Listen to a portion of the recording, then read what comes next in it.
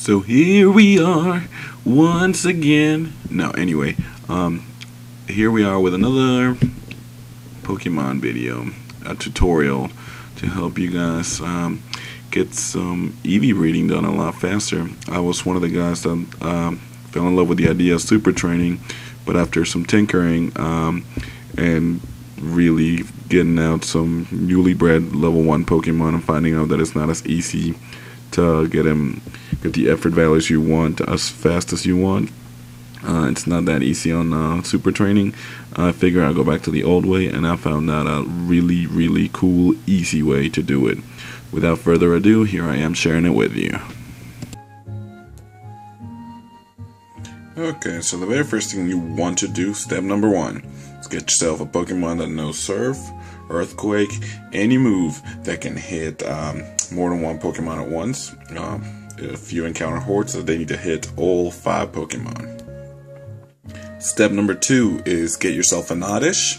You can catch Oddish in Route 6. He comes with the move that you need, which is Sweet Scent. That is the move.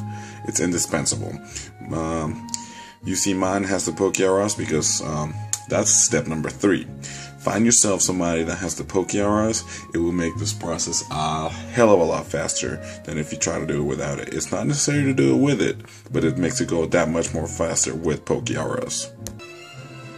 Now you may be wondering exactly where the hell do I get Pokéaurus.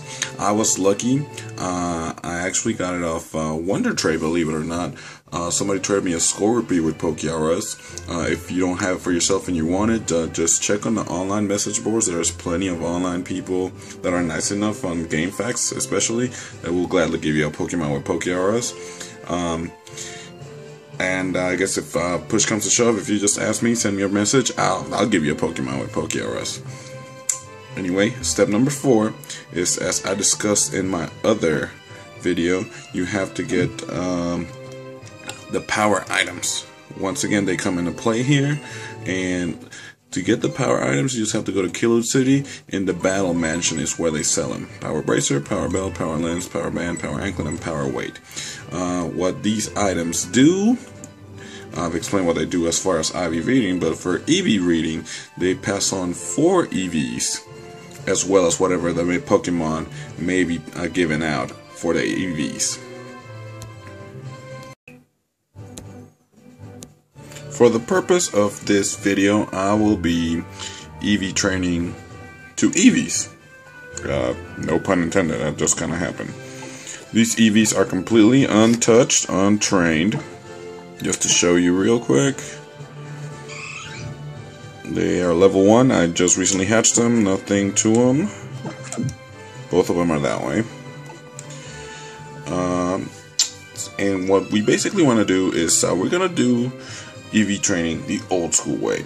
I know everybody's mind was blown with super training, but after I was training like the 3rd Pokemon, and it took me about an hour per Pokemon, I said there's got to be an easier way, and I said screw this. And I just figured it would be easier to go to the old-fashioned way of EV training. But in X and Y, it's a hell of a lot faster and easier. So the EVs I'm going to go for on these EVs are going to be, let's say for argument's sake, defense, and what else? Defense, and let's just say HP. I don't know what I'm going to do with that, but let me show you something else. You can check EVs here in the super training screen. If you go over to this EVs, wake up. See, they're untouched. You want to keep this screen up most of the time, so that way you can keep up with your process. So what we are going to be doing is fighting hordes. If this thing will focus. But the first things first, what I want to do is make sure that this EV is infected with the Pokéaurus before I even start fighting. In order to infect your Pokemon, you just have random battles. Make sure that they don't, but by no means, don't get them into the battle and don't have the experience chart turned on. Just put him right next to the Pokemon that's infected. In this case, Gloom. I have to switch him around and just go have some battle until they are infected. Let's head out to the field and do that now. Okay, so my Eevee was finally infected with the Pokéaurus, and you see it's holding a power belt. The reason behind that is I want to make sure my Eevee gets 4 extra effort values per Pokemon I defeat. I'm going to be doing it for the fence first. I repeat, the fence first. So I am going over, I forget what the name of this place is. Hold on. So we're going to be training in Route 18. Once Eevee has Pokéaurus, is holding the power item that it needs. Now we just need to encounter some hordes. We are Route 18 because we call hordes by using Gloom's sweet scent. The hordes that appear here are always, well, so far what I've done is they've been Durants and Geodudes. Geodude give 1 effort value, while Durants give 2 effort values. Now let me throw a little bit of math your way. There are 2 types of Pokemon we're going to be breeding for, or fighting against in this route. Durant and Geodudes. A Geodude will give me 1 effort value for everyone I defeat. On top of that, I'm going to have 4 extra effort values added to that thanks to the power item that I put on the Eevee. Once that's done, since we'll multiply that by 5, so we have 5 by 5 because we are going to be defeating 5 Pokemon at a time. On top of that, we'll have Pokéaurus, and that gives us a total of 50 effort values per every Geodude defeated. Likewise, I encounter our Durant. That one just gives me 2 effort values, so just change it accordingly, and you get a grand total of 60 effort values per horde defeated. One thing I didn't know until I started doing this recently is that apparently you cannot, and I repeat, you cannot get any hordes to appear because Sweet Scent will not work when it is raining out on the field. That's something I didn't know. I don't know why it doesn't work, but it does not. So without any further ado, let's do this. Let me show you Eevee's stats over at the screen for the super training so that you can see before and after. Here's before, nothing. Let's go after the after. Before we really get going, one thing that is very important to point out, we need, hopefully everybody turned this off whenever they were going through the game, but now we need it. We need the experience share. What that does is it allows us to battle with other Pokemon while still receiving effort values for our level 1 that wouldn't be able to get up to a battle by itself. So it's still going to get all the effort values that the one in the battle would. So that's going to be turned on, and that's the way we're going to do this. Use Gloom Sweet Scent.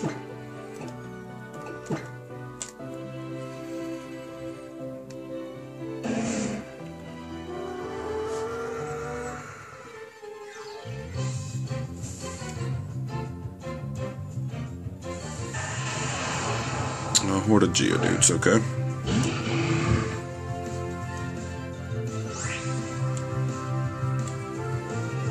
So, I'm gonna use Surf.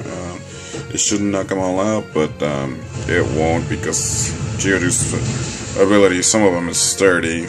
Yeah, there they go.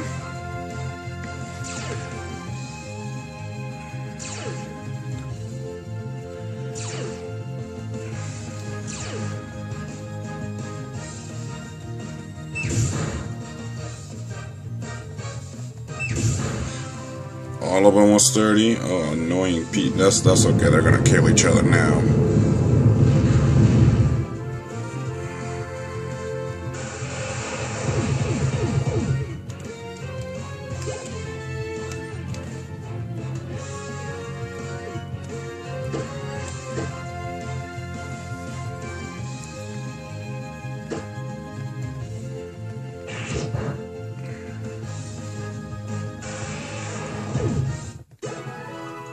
Alright, usually they're not that painful because not all the Pokemon you're gonna be. And now it's raining. Now you can't use Sweet Scent, but that's fine. I can show you what happened. After defeating those 5 Geodudes, I should have received a total of 50. Yes, 50 effort value points. Let me go to the other screen and I'll show you. So, after defeating those Geodudes, here is the after. You see it went up, doesn't look like much, but that's actually quite a lot. Total of 50 effort value points were assigned to this Eevee, even though it didn't participate in battle. That is because the experience share was on, and we had the power item on. Geodude gave us 1 effort value. The power item gave us an extra 4. That's a total of 5. Since we defeated 5 Pokemon, you multiply that by 5. That's 25. Since we have Pokeauras on the Eevee, that multiplied by 2, you get 50. So we have a total of 50. After doing this, let's say you would only have to fight 5 hordes, and that will take less than 5 minutes, and you can max out completely one of your stats and effort values.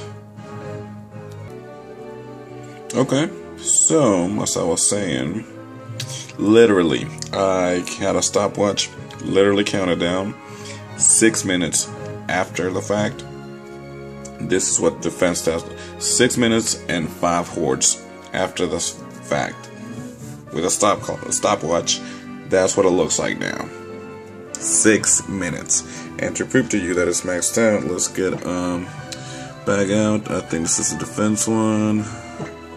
Yes, let's use it. Eevee's base defense can't go any higher. Completely maxed out on defense already in 6 minutes. It's a hell of a lot faster than doing that ridiculous super training that I thought was good. But I know some people like that better. You know, not me. I love this. So let's say we want this Eevee to go for HP.